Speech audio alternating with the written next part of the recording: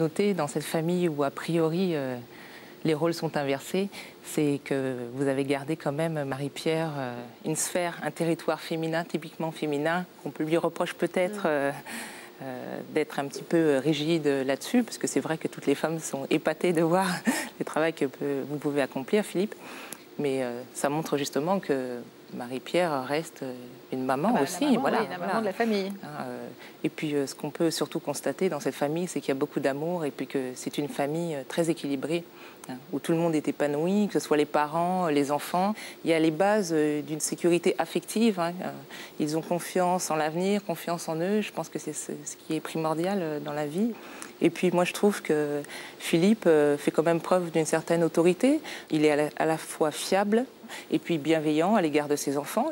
Je ne pense pas qu'il y ait de jalousie justement dans votre couple parce que, a priori, on pourrait se dire Marie-Pierre n'est pas très maternelle, entre guillemets, oui. Alors que je pense que justement elle est maternelle parce qu'elle donne à ses enfants autrement. Mais bon, vous leur apportez quelque chose qu'ils recherchent à votre égard.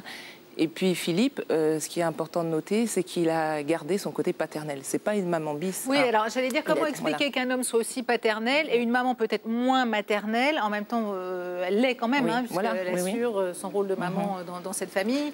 Il reste paternel, c'est ce qui fait que ça marche, j'allais dire, cette famille. Dans chacun de ses gestes, il est paternel. Il n'a pas essayé de faire comme maman. Voilà, c'est ça qui est important. Voilà. Donc, les enfants font bien la différence. Ce qu'il ne faut surtout pas, son papa, c'est quand il commence à faire comme maman, ou la maman derrière lui dit « tu devrais donner le bain comme ça », tu vois. Toutes les mamans le font, je pense que vous êtes passé par là. Mais vous avez gardé quand même ce côté paternel qui est essentiel. Est-ce qu'un enfant, à cet âge-là, il n'a pas besoin, même pour la construction future, de se dire « voilà, moi j'aimerais bien une maman comme les autres ».